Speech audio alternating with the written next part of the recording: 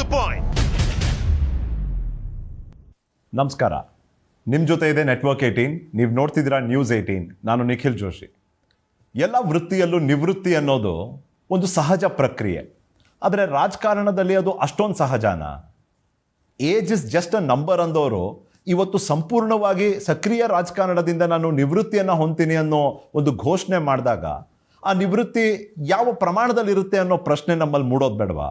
ರಾಜಕಾರಣ ಎಂಥ ವೃತ್ತಿ ಅಂದರೆ ಜನಾಭಿಮಾನ, ಜನಬೆಂಬಲ ಇರೋವರೆಗೂ ಸಕ್ರಿಯರೋ ಇಲ್ವೋ ರಾಜಕಾರಣಿಯಾಗಂತೂ ಉಳಿದಿರ್ತಾರೆ. ಟು ದ ಪಾಯಿಂಟಿನ ಈ ವಿಶೇಷ ಸಂದರ್ಶನಕ್ಕೆ ಸ್ವಾಗತ ನಿಮಗೆ. ನನ್ನ ಜೊತೆ ಈ ಸಂದರ್ಶನದಲ್ಲಿ ಕರ್ನಾಟಕದ ಮಾಜಿ ಮುಖ್ಯಮಂತ್ರಿ, ರಾಜ್ಯದ ಧೀಮಂತ ನಾಯಕರ ಸಾಲಿನಲ್ಲಿ ಉನ್ನತ ಸ್ಥಾನವನ್ನು ಪಡ್ಕೊಂಡಿರುವಂಥ SM ಕೃಷ್ಣ ಅವರು. ಸರ್, ಮೊದಲನೇದಾಗಿ ಧನ್ಯವಾದ ನಿಮ್ಮ ಸಮಯಕ್ಕಾಗಿ. ಅಭಿನಂದನೆಗಳು for a glorious 6 decade political career sir. Sir, ಇಷ್ಟೆಲ್ಲ ಆದಮೇಲೆ ನೀವು ರಿಟೈರ್ಮೆಂಟ್ ಅಂತ ಹೇಳ್ತೀರಿ. ನಾನು ಅದಕ್ಕೆ ಈಗ ಎಕ್ಸ್ಪ್ಲೇನ್ ಮಾಡಬೇಕಾದ್ರೆ ಹೇಳಿದೆ, ಕಂಪ್ಲೀಟ್ ರಿಟೈರ್ಮೆಂಟ್ ಸಾಧ್ಯನಾ ಸರ್ ಪೊಲಿಟಿಕ್ಸ್ನಲ್ಲಿ? ಯಾಕೆ ಸಾಧ್ಯ ಆಗಬಾರ್ದು? ಈಗ ನಾನು 60 ವರ್ಷಕ್ಕೂ ಹೆಚ್ಚು ರಾಜಕಾರಣದಲ್ಲಿ ಪ್ರವೃತ್ತನಾಗಿದ್ದೆ. ನನಗೆ ನನ್ನ ವಯಸ್ಸಿಗೆ ಗೌರವ ಕೊಡಬೇಕು, ಬೆಲೆ ಕೊಡಬೇಕು ಅನ್ನೋ ದೃಷ್ಟಿಯಿಂದ ನಾನು ರಾಜಕಾರಣದಿಂದ ನಿವೃತ್ತಿ ಆಗ್ತೀನಿ ಅಂಥೇಳಿ ಈಗ ಒಂದು 3 ವಾರದ ಕೆಳಗೆ ನಾನು ಘೋಷಣೆ ಮಾಡಿದೆ. ಒಂದು ಕಾಲದಲ್ಲಿ ನಾನು ರಾಜಕಾರಣಿಗಳು ನಿವೃತ್ತರಾಗೋದಕ್ಕೆ ಸಾಧ್ಯವೇ ಅನ್ನುವ ಪ್ರಶ್ನೆ ನನ್ನನ್ನು ಕಾಡ್ತಾ ಇತ್ತು. ಅದಕ್ಕೆ ಕಾಲವೇ ಉತ್ತರ ಕೊಡ್ತಾ ಇದೆ. ನನಗೆ ಈಗ ಪೂರ್ಣ ಪ್ರಮಾಣದಿಂದ ರಾಜಕೀಯದಿಂದ ನಿವೃತ್ತಿ ಆಗಲಿಕ್ಕೆ ಸಾಧ್ಯ ಅಂತಕ್ಕಂಥದ್ದನ್ನು ಕಾರ್ಯರೂಪಕ್ಕೆ ತಂದು ತೋರಿಸ್ಬೇಕು ಅಂತಕ್ಕಂಥ ಒಂದು ಇರಾದೆ. ಸರ್, 2017ರಲ್ಲಿ ನನ್ನಂತೆಯೇ ಒಬ್ಬರು ಪತ್ರಕರ್ತರು ನಿಮಗೆ ಕೇಳಿರ್ತಾರೆ ಸರ್ ನಿವೃತ್ತಿ ಬಗ್ಗೆ. ನೀವು ಅವತ್ತು ಹೇಳ್ತೀರಿ there is no retirement in politics. ನೀವು ಅವತ್ತು ಹೇಳ್ತೀರಿ age is just a number ಅಂತ. What has change sir 2017 to 2023? Yes, I remember general ಮೆಕಾರ್ಥರ್ನು ಕೂಡ ಕೋಟ್ ಮಾಡಿದ್ದೆ, soldier never retires he fades away ಅಂಥೇಳಿ. Correct, right? Well, I think I have reached that zone where I can fade away. Sir, ನೀವು ಕಾಂಗ್ರೆಸ್ ಬಿಟ್ಟಾಗ ಒಂದು ಅಸಮಾಧಾನದಿಂದ ಬಿಟ್ಟಿದ್ರಿ sir. ಅವತ್ತು ನೀವು ಹೇಳಿದ್ರಿ ನಿಮ್ಮ ಅನುಭವ, ನಿಮ್ಮ ಕೊಡುಗೆ, ನಿಮ್ಮ ಸ್ಥಾನ ಮಾನಕ್ಕೆ ಮಾನ್ಯತೆ ಸಿಗದೇ ಇರೋವಂಥ ಒಂದು ಪರಿಸ್ಥಿತಿ ಇದೆ, ಹಾಗಾಗಿ ನಾನು ಬಿಡ್ತಿದ್ದೀನಿ ಅಂತ. ಇವತ್ತು ನೀವು ರಿಟೈರ್ಮೆಂಟ್ ಅನೌನ್ಸ್ ಮಾಡಿದಾಗ ಕೆಲವೊಬ್ಬರು ವಿಶ್ಲೇಷಕರು, ಪೊಲಿಟಿಕಲ್ ಅಬ್ಸರ್ವರ್ಸ್ ಅವ್ರು ಹೇಳ್ತಾರೆ SM ಕೃಷ್ಣ ಅವರು ಬಹುಶಃ ಯಾಕೆ ರಿಟೈರ್ ಆಗ್ತಿದ್ದಾರೆ ಅಂದರೆ ಅವ್ರನ್ನ BJP ಕೂಡ ಸೈಡ್ ಲೈನ್ ಮಾಡ್ತು ಅಂತ. Would you agree sir? I do not agree. Let me make it reiterate that Congress ಪಕ್ಷ ನನಗೆ ನನ್ನ ಯೋಗ್ಯತೆಗೂ ಮೀರಿದಂಥ ಸ್ಥಾನಮಾನಗಳನ್ನು ಕೊಡ್ತು ಅಂತಕ್ಕಂಥ ಅರಿವು ನನ್ನಲ್ಲಿದೆ. ಆ ಸಂಸ್ಥೆಯ ಬಗ್ಗೆ, ಆ ಸಂಸ್ಥೆಯ ನಾಯಕರುಗಳ ಬಗ್ಗೆ ನನಗೆ ಕೃತಜ್ಞತಾ ಮನೋಭಾವನೆ ಇದೆ. ಆದರೆ ನಾನು BJPಗೆ ಸೇರಿದ ಉದ್ದೇಶ ಈ ದೇಶದಲ್ಲಿ ಸುಸ್ಥಿರವಾದಂಥ ಒಂದು ನಾಯಕತ್ವ ಬೇಕು ಹಾಗೆ ಅಂಥೇಳಿ ನನಗೆ ಅನ್ನಿಸ್ತು. ನರೇಂದ್ರ ಮೋದಿಜಿಯವರು ಅಂತಹ ಸುಸ್ಥಿರವಾದಂಥ ರಾಜಕೀಯ ನಾಯಕತ್ವವನ್ನು ಅವರು ಕೊಡಬಲ್ಲರು ಹಾಗೆ ಅಂಥೇಳಿ ನನಗೆ ಅನಿಸಿದ ಕಾರಣ ನಾನು ಅವರ ನಾಯಕತ್ವವನ್ನು ಒಪ್ಪಿ BJPಗೆ ಸೇರಿದೆ. BJPಗೆ ಸೇರಿದ ಉದ್ದೇಶ ಯಾವ ಪದವಿ ಆಗಲಿ ಪಟ್ಟವಾಗಲಿ ನಾನು ನಿರೀಕ್ಷೆ ಮಾಡಿ ಸೇರಿದನಲ್ಲ. ನಿಷ್ಕಲ್ಮಶ ಹೃದಯದಿಂದ ನಾನು BJPಗೆ ಸೇರಿದೆ. ನಾನು ಅಲ್ಲಿ ಸೈಡ್ಲೈನ್ ಅನ್ನೋ ಪ್ರಶ್ನೆ ನನ್ನನ್ನು ಯಾವತ್ತೂ ಕಾಡಲಿಲ್ಲ. ನನಗೆ ಕೊಡ್ತಕ್ಕಂಥ ಮರ್ಯಾದೆಯನ್ನು BJPಯ ನಮ್ಮ ಸಹೋದ್ಯೋಗಿಗಳು ಪೂರ್ಣ ಪ್ರಮಾಣದಲ್ಲಿ ಕೊಟ್ಟಿದ್ದಾರೆ. ಅದರಲ್ಲೂ ಮುಖ್ಯಮಂತ್ರಿ ಬಸವರಾಜ ಬೊಮ್ಮಾಯಿಯವರು ಮತ್ತಿತರ ನನ್ನ ಸಚಿವ ಸಂಪುಟದ ಸದಸ್ಯರುಗಳು ನನಗೆ ತುಂಬ ಪ್ರೀತಿ ವಿಶ್ವಾಸ ವ್ಯಕ್ತಪಡಿಸಿದ್ದಾರೆ. ಸರ್, ಇವತ್ತು ಕಾಂಗ್ರೆಸ್ನಲ್ಲಿ ಒಂದು G23 ಅಂತ ಒಂದು ಗುಂಪಾಯಿತು ಸರ್. ಗುಲಾಂ ನಬಿ ಆಜಾದ್, ಕಪಿಲ್ ಸಿಬಲ್, ಹೀಗೆ ಒಂದಷ್ಟು ಜನ ಸರ್, ಹಿರಿಯ ನಾಯಕರು. ಅವರು ಒಪ್ಪಲಿಲ್ಲ ಸರ್ ಈ ಪಕ್ಷದ ಒಂದು ನಿಭಾವಣೆ, ಈ ಪಕ್ಷದ ಒಂದು ಪ್ರಕ್ರಿಯೆ, ಪಕ್ಷದ ಒಳಗಿನ ವ್ಯವಸ್ಥೆ ಸರಿಯಾದ ರೀತಿಯಲ್ಲಿ ಸಾಕ್ತಾ ಇಲ್ಲ, ಹಾಗಾಗಿ ನಮ್ಮಲ್ಲಿ ಅಸಮಾಧಾನ ಇದೆ. ಗುಲಾಂ ನಬಿ ಆಜಾದ್ ಅವರು ಪಕ್ಷದಿಂದ ಹೊರಗೋಗಿ ತಮ್ಮದೇ ಒಂದು ಪಕ್ಷ ಕೂಡ ಕಟ್ಟಿಬಿಟ್ರು ಸರ್. ನೀವು ಇವತ್ತು ಹೇಳಿದ್ದೀರಿ ನಿಮ್ಮ ಅನಿಸಿಕೆಯಲ್ಲಿ ನಿಮಗೆ ಕಾಂಗ್ರೆಸ್ ಪಕ್ಷ ಇಷ್ಟೆಲ್ಲ ಕೊಟ್ಟಿದೆ ನಿಮ್ಮ ಜೀವನದಲ್ಲಿ ಅಂತ. ಕೆಲವೊಂದಷ್ಟು ಹೋಲಿಕೆಗಳಿತ್ತು ಸರ್. ಈ G23 ಬೆಳವಣಿಗೆ ಬಗ್ಗೆನೇ ಕಾಂಗ್ರೆಸ್ಸಿನ ಇವತ್ತಿನ ಸ್ಥಿತಿ ಬಗ್ಗೆ ನಿಮ್ಮ ವಿಶ್ಲೇಷಣೆ ಸರ್, ನಿಮ್ಮ ಅಬ್ಸರ್ವೇಷನ್ಸ್. ಕಾಂಗ್ರೆಸ್ಸಿನಲ್ಲಿ ಬಹಳ ಮಟ್ಟಿಗೆ ಸುಧಾರಣೆಗಳು ಆಗಬೇಕಾಗಿದೆ. ಆ ಸುಧಾರಣೆಗಳನ್ನು ಅವರು ಮಾಡಲಿಕ್ಕೆ ಪ್ರಯತ್ನ ಮಾಡ್ತಾ ಇದ್ದಾರೆ. ಉದಾಹರಣೆಗೆ ಇವತ್ತು ಕಾಂಗ್ರೆಸ್ ಅಧ್ಯಕ್ಷರಾಗಿರ್ತಕ್ಕಂಥ ಶ್ರೀ ಮಲ್ಲಿಕಾರ್ಜುನ ಖರ್ಗೆ ಅವರು ಗಾಂಧಿ ಸಂತತಿಯ ಹೊರಗೆ ಇದ್ದು ಅವರು ಅಧ್ಯಕ್ಷರಾಗಿದ್ದಾರೆ.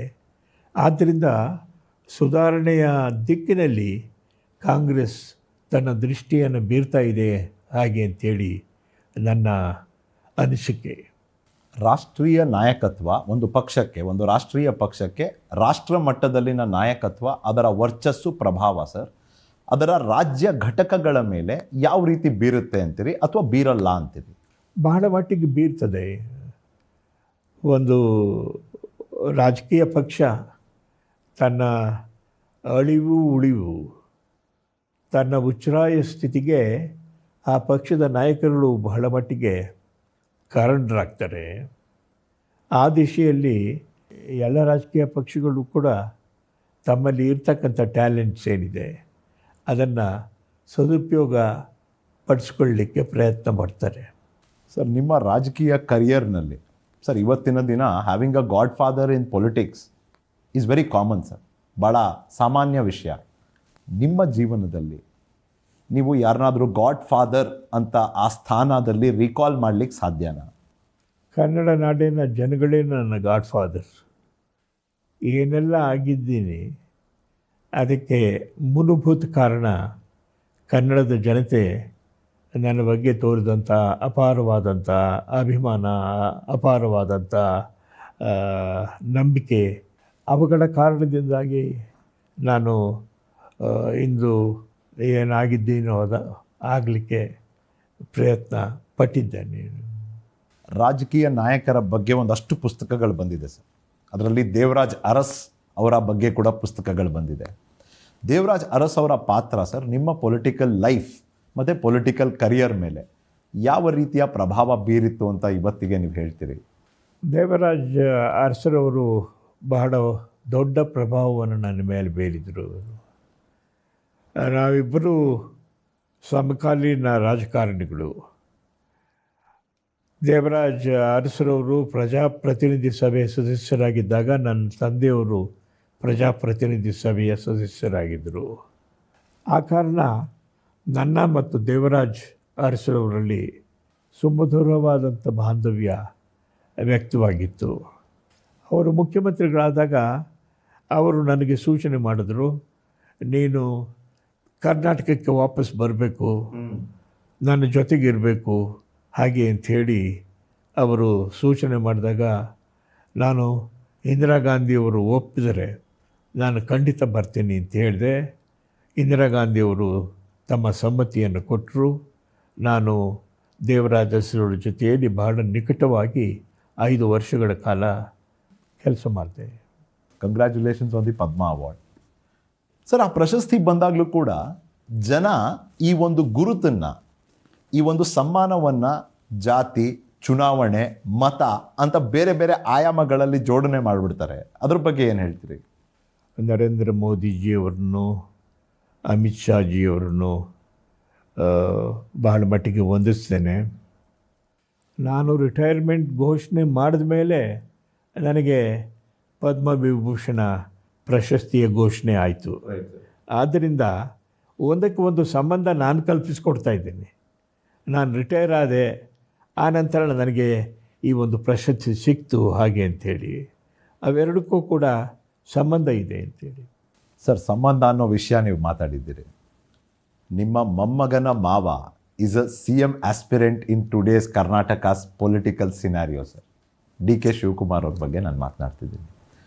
ಸಂಬಂಧ ಇರುವಂಥ ಕುಟುಂಬಗಳಲ್ಲಿ ಪ್ರತಿಸ್ಪರ್ಧೆ ಆಗುವಂಥದ್ದು ಭಾಳ ಸಹಜವಾಗಿ ನಾವು ನೋಡಿದ್ದೀವಿ ಕರ್ನಾಟಕದಲ್ಲಿ.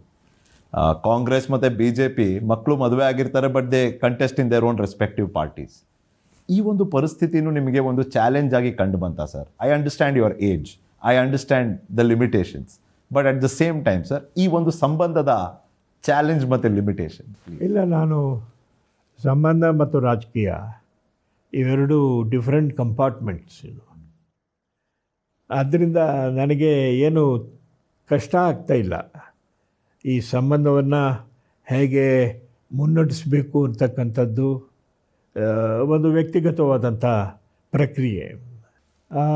ಅದಕ್ಕೂ ರಾಜಕಾರಣಕ್ಕೂ ಸಂಬಂಧ ಇಲ್ಲ. ಈಗ ಶಿವಕುಮಾರ್ ಅವರು ನನ್ನ ಜೊತೆಯಲ್ಲಿ ಕೆಲಸ ಮಾಡಿದ್ದಾರೆ, ಭಾಳ ವರ್ಷಗಳ ಕಾಲ ಕೆಲಸ ಮಾಡಿದ್ದಾರೆ. ನಾನು ಅವರ ಜೊತೆಯಲ್ಲಿ ಭಾಳ ನಂಬಿಕೆ ಇಟ್ಟು ಕೆಲಸ ಮಾಡಿದ್ದೇನೆ. ಆದರೆ ಈಗ ಅವರು ಒಂದು ರಾಜಕೀಯ ಪಕ್ಷದ ಅಧ್ಯಕ್ಷರಾಗಿದ್ದಾರೆ, ನಾನು ಬೇರೆ ಒಂದು ರಾಜಕೀಯ ಪಕ್ಷದಲ್ಲಿ ಇದ್ದೇನೆ. ಒಂದಕ್ಕೊಂದು ಕಾನ್ಫ್ಲಿಕ್ಟ್ ಆಗಬೇಕಾದ್ದಿಲ್ಲ. ಸಂಬಂಧ ಬೇರೆ, ರಾಜಕಾರಣ ಬೇರೆ. ಸರ್, ಪಾವಗಡ ಪ್ರಕಾಶ್ ಅಂತ ಒಬ್ಬರು ಲೇಖಕರು sir, he writes about you. Just ಒಂದು ಲೈನ್ ತಂದೆ ಸರ್ ಅದನ್ನು. ಲಲಿತ ಮಧುರ ಸುಂದರ ವೇಷ, ಮೋದಿಗೂ ಉಡುಪಿನ ಸ್ಫೂರ್ತಿ. ಫಸ್ಟ್ ಆಫ್ ಆಲ್ ಸರ್, ನಿಮ್ಮನ್ನ ಜನ ಹೇಗೆಲ್ಲ ನೋಡ್ತಾರೆ ಅಂತ let me just bring to you. What you have to say about this sir? ಅಂದರೆ ನಿಮ್ಮ ವೇಷಭೂಷ, ಮಾತಾಡುವ ಶೈಲಿ, your good looks has always been on your side. How do you view all of this? I think it is the sum total of that makes SM Krishna. Well said, sir. Please explain how. Hedi sir, hege agbodu? ಈಗ I have always liked to get dressed well. That's what I have learned from looking at the portrait of Sarvapalli Radhakrishnan, C. Rajagopalachari, and Pandit Jawaharlal Nehru, and various others, All of these people dressed so well. They may not have dressed to kill, but they dressed very well, So I've imbibed certain qualities. ಒಮ್ಮೆ ನೀವು CM ಇದ್ದಾಗ you called for early election. Oh, yes. Yeah. And then it went on against you, sir. ಅದರ ಫಲಿತಾಂಶ ನಿಮ್ಮ ವಿರುದ್ಧ ಆಯಿತು sir. ನೀವು ಸೋಲನ್ನು ಅನುಭವಿಸ್ಬೇಕಾಯ್ತು ಆ ಪರಿಸ್ಥಿತಿನಲ್ಲಿ. ಅದ್ರ ಬಗ್ಗೆ ನಿಮ್ಮಲ್ಲಿ ಒಂದು ರಿಗ್ರೆಟ್ ಇದೆಯಾ ಸರ್? ಇದೆ. On hindsight, I regret very much that I shouldn't have called an early election. When I went to Sonia ji to seek her permission to dissolve the assembly and go for elections, she didn't discourage me because she had such implicit trust in my judgment. So she said, you are the best man to decide. If you think that this is the proper time for you to go to the polls, then, you please consult Dr. Manmohan Singh, and then you can go ahead. Then I went to Dr. Manmohan Singh and I placed the proposition before him. ಆಗ ಮನಮೋಹನ್ ಸಿಂಗ್ ಅವರು ಕೂಡ you are the best judge ಹಾಗೆ ಅಂತ ಹೇಳಿದ್ರು. ಅವರಿಬ್ಬರಲ್ಲಿ ಯಾರಾದರೂ ಒಬ್ಬರು ಯಾಕೆ ಹಾಗೆ ಪ್ರಶ್ನೆ ಮಾಡಿದರೆ ಏನಾಗ್ತೈತೆ ಅನ್ನೋ ಗೊತ್ತಿಲ್ಲ. ಆದರೆ ಅವರಿಬ್ಬರು ಸರ್ವಸಮ್ಮತಿಯನ್ನು ಕೊಟ್ಟಿದ್ದರಿಂದ ನಾನು ಅರ್ಲಿ ಎಲೆಕ್ಷನ್ಗೆ ಹೋದೆ. ಅದರಿಂದ ನನಗೆ ಬಹಳ ಭಗ್ನ ಮನೋರಥನಾದೆ ನಾನು. ಯಾಕೆ ಅಂತ ಹೇಳಿದ್ರೆ 3 ವರ್ಷ ಕ್ಷಾಮದ ಪರಿಸ್ಥಿತಿ, ರಾಜ್ಕುಮಾರ್, ಕಾವೇರಿ, ಜಯಲಲಿತಾ ಇವರುಗಳ ಸದ್ದು ಮತ್ತು ಇವುಗಳೆಲ್ಲವೂ ಕೂಡ ನಮ್ಮ ಜನಗಳಲ್ಲಿ ಸಾಕಾದಷ್ಟು ಕ್ಲಾರಿಟಿ ತಂದಿರಲಿಲ್ಲ. ಸೊ ಅದು ಒಂದು ದೊಡ್ಡ ತಪ್ಪು ನಾನು ನನ್ನ ರಾಜಕೀಯ ಕ್ಯಾಲ್ಕುಲೇಷನ್ನಲ್ಲಿ ಮಾಡಿದಂಥದ್ದು. ಆತ್ಮವಿಶ್ವಾಸ ವಿಪರೀತವಾದ ಕಾರಣ ಆ ಚುನಾವಣೆಯನ್ನು ನಾನು ಬೇಗ ಕರೆದು ಅದರಲ್ಲಿ ಸೋತೆ. ಆ ಸೋಲನ್ನು ತುಂಬು ಹೃದಯದಿಂದ ಒಪ್ಪಿಕೊಂಡೆ. Posh politician, urban politician. ಆದರೆ ಇದೇ ಪೊಲಿಟಿಷಿಯನ್ ಅಲ್ವಾ ಸರ್ ಬಡ ಮಕ್ಕಳಿಗೆ ಸೈಕಲ್ ಕೊಟ್ಟಿದ್ದು? ಇದೇ ಪೊಲಿಟಿಷಿಯನ್ ಅಲ್ವಾ ಸರ್ ಬಿಸಿ ಊಟ ಕೊಟ್ಟಿದ್ದು ಮಕ್ಕಳಿಗೆ? ಇದೇ ಪೊಲಿಟಿಷಿಯನ್ ಅಲ್ವಾ ಸರ್ ಯಶಸ್ವಿನಿ ಮಾಡಿದ್ದು ರೈತರಿಗೆ? ಪರ್ಸೆಪ್ಷನ್ ಮತ್ತು ರಿಯಾಲಿಟಿ ಸರ್, ಪ್ಲೀಸ್. ನನಗೆ ಅತ್ಯಂತ ಸಮಾಧಾನವನ್ನು ತಂದಂಥ ಒಂದು ನಿರ್ಧಾರ ನಾನು ತೆಗೆದುಕೊಂಡಂಥದ್ದು ಈ ಮಧ್ಯಾಹ್ನದ ಬಿಸಿ ಊಟವನ್ನು ಮಾಡ್ತಕ್ಕಂಥದ್ದು. ಹಾಗೆಯೇ ಯಶಸ್ವಿನಿ ಅಂತಕ್ಕಂಥ ಒಂದು ಆರೋಗ್ಯ ಭಾಗ್ಯ ಸುಧಾರಣೆ ನಾನು ಕೈಗೆತ್ಕೊಂಡಿದ್ದು.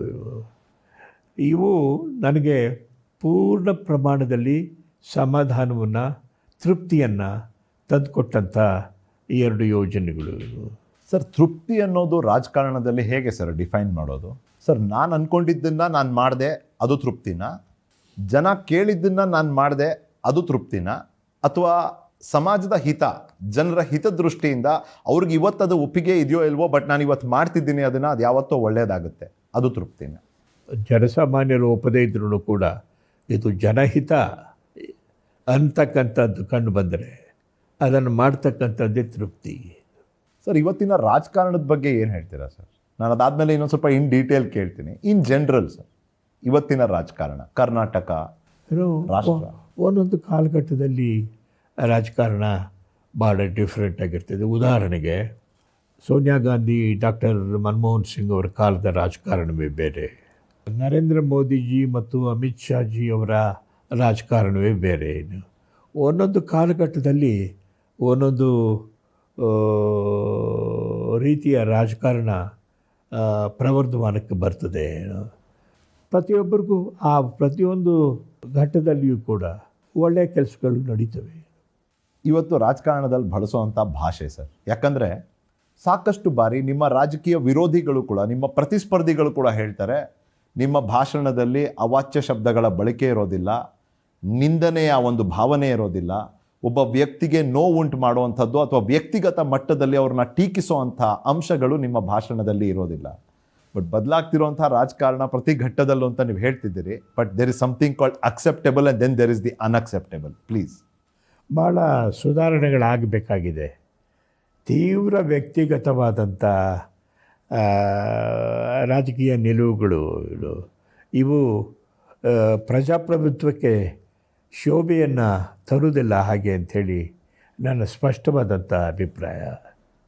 ಸರ್, ನೀವು ಮಾಡರ್ನ್ ಬೆಂಗಳೂರಿನ ನಿರ್ಮಾತ ಅನ್ನೋ ಒಂದು ಹೆಗ್ಗಳಿಕೆಗೂ ಪಾತ್ರರಾಗ್ತೀರಿ.